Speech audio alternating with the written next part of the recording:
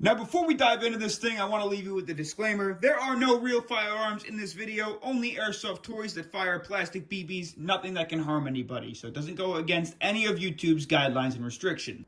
Now, this entire package, I purchased myself with my own money off of the Hop Up app. Everything you see here are used and aren't even being sold anymore. I'm not sure if this is the version 2 or the version 3. He did say he purchased it back in January, so give or take 5-6 months.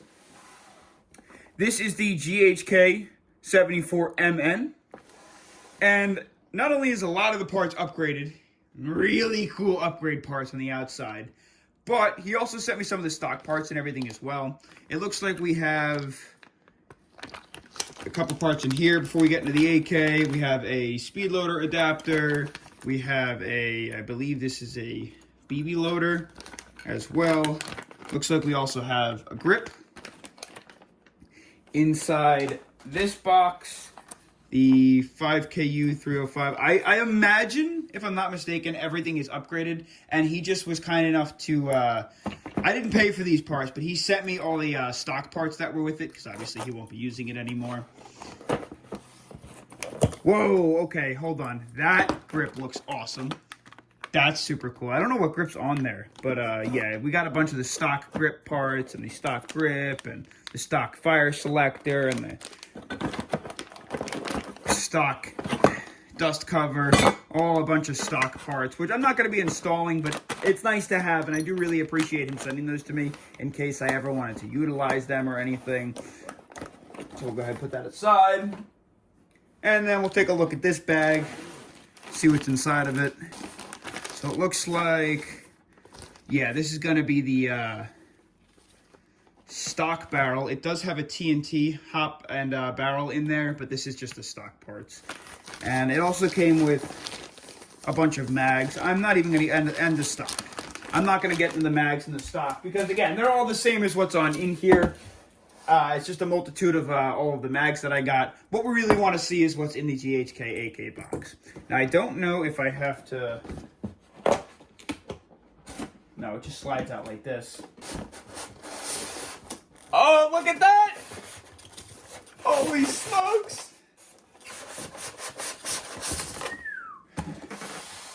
Oh my gosh. Let's get this out of the box. So this review is going to be a little bit different than some of my other reviews. Obviously, you can see this AK is absolutely littered with Zenitco parts. However, since it's not a stock GHK AK, I feel like it's not necessarily fair to give it the regular test we always do. The V2s, like I have here, are notorious for their horrible quality control. So today we're going to go through a quality control checklist and see if I got screwed or not. We're going to go through a basic checklist on the V2 GHK AK-MN. Also post a little section up here that's going to tell you all of the things that we're going to be checking today. I'll also leave that in the description in case you want to check yours or before you purchase one. Now, first on the list is the front trunnion. We want to see if this guy is aligned or not. And it does look like it pulls away from the receiver a little bit on the right side. However, on the left side, it looks like it is perfectly bunched up against the wall of the receiver. So I'm going to say it's ever so slightly misaligned. It seems like it's pulling away to the left a tad bit. We'll go ahead and throw the mag in and see if with the mag in, it shows us anything that we're missing. And it looks like, yeah, it is pushing to the side a bit because the mag or the feed lips into the BB feed ramp, it's aligned weirdly enough on the left side, but on the right side, it's definitely not aligned. The mag is sitting a little bit further to the left from the BB feed ramp. So it's not the worst that I've seen, but it's definitely not perfect shape. Now what we're going to do is take a look at the receiver. Because naturally the receiver's supposed to be straight and even the entire way down. However, with the V2s, they're coming in bent and warped receivers, which is not good. So we're going to go ahead and take a look at the back of the receiver, 1 3/8. Moving our way down the line, sitting at 1 3/8, and then all the way up to the front, still sitting at 1 3/8. Let's take a look at the base. I believe the mag well should be very close to the same. 1 3/8. Up front, it's a little bit on the tighter side, but it's pretty dang close. And then we'll even go all the way back at the base. That's 1 3/8 inches, so the receiver is pretty lined up. So next we're going to check to see if the outer barrel, inner barrel, and handguard are aligned to the receiver. And I think it's going to be best to show you in a picture, so take a look. Now from the looks of it, it seems like the handguard is more canted downwards than the outer barrel is, which means chances are the front trunnion is causing that. That's more cosmetic reasons. The outer barrel needs to be straight, otherwise it's going to start to pry the inner barrel downwards, and we're going to start to get a lot of hop up. And it doesn't seem like it's anywhere near as bad as the handguard is, so that's a plus. It should be on the relatively accurate side still. Next, what we're going to want to do is just take a look at the rivets, see if any of the rivets are loose. And it doesn't look like any of them are loose. They're all firm, so that's good. Check the other side. There's no rotating in any of the rivets. Cool. Next is the hop-up section. Two things we want to make sure is if you install an aftermarket hop unit and hop rubber, the rotary tool might not move, specifically on the TNT hop unit, because the trunnion is all over the place and squeezing the hop up, and the screws are misaligned. So if you can rotate this guy nice and freely without any force, it's in a really solid condition. Next, we want to make sure the hop unit is aligned, so when it's feeding BBs and set in place, it's not putting abnormal pressure on the hop rubber, and it's not causing the BBs to increase their jam efficient likelihood. So first of all, we're going to take a look. You can see the hop unit sits pretty close to flush to the front trunnion, right here and right here. If anything, the hop unit is a little bit lower, but it's not a drastic bit lower, which is good. Also, check out the bottom.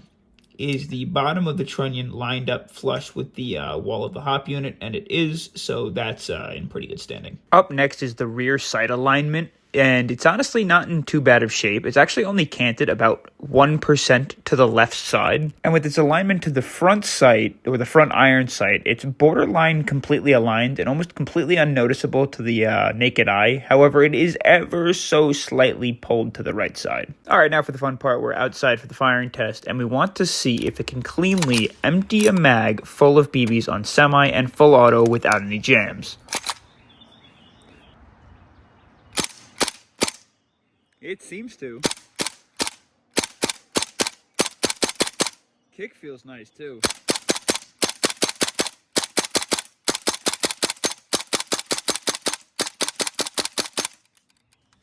And it does stop on empty. It looks like we fed every last round, which is huge. So I got a brand new mag, and I would like to test this guy out in full auto.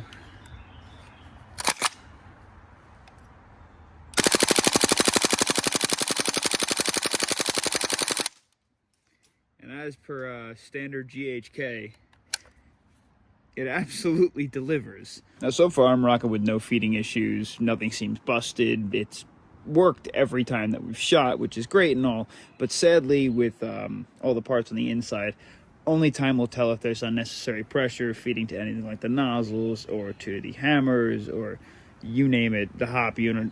Hopefully everything stays all right. With warped receivers, slanted barrels, anything of the normal issues with the V2 GHK AKs, it could cause accuracy issues just because things aren't aligned correctly. So I did set up a small target down there. I put a piece of cardboard and I drew some target lines on it just so we can go ahead and see if there are any accuracy problems. We'll run this guy in semi and hope for the best. I think we're over hopping a ton. I'm gonna try and adjust the hop a little bit. All right, hopefully that's a little better.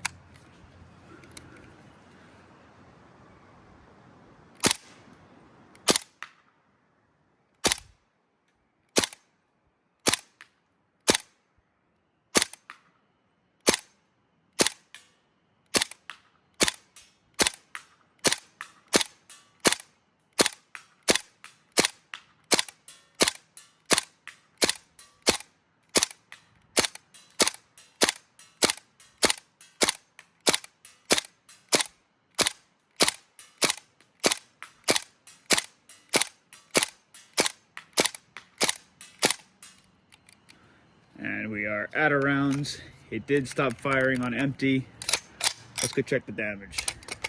So in terms of accuracy, it's definitely on the okay side. The first few shots were definitely used, and not gonna say it did bad particularly. The shots are all kind of in the area of the target. A few of them I was shooting a little low. I know this target's smaller than body size, and we were just hitting the target where the cardboard wasn't, but overall it handled pretty well. So all in all, this thing has been an absolute treat, and I really genuinely believe that it's on the positive side when it comes to how a lot of the GHK AKs have been or have come out of their manufacturing stages. I got pretty lucky, to say the least, and I'm super excited to take this thing out to the field and put it through its tests in-game. But for now, I'd say I didn't get screwed this time. I don't know that I'd recommend you go pick one up anytime soon, but, you know, if you do, check these things out first.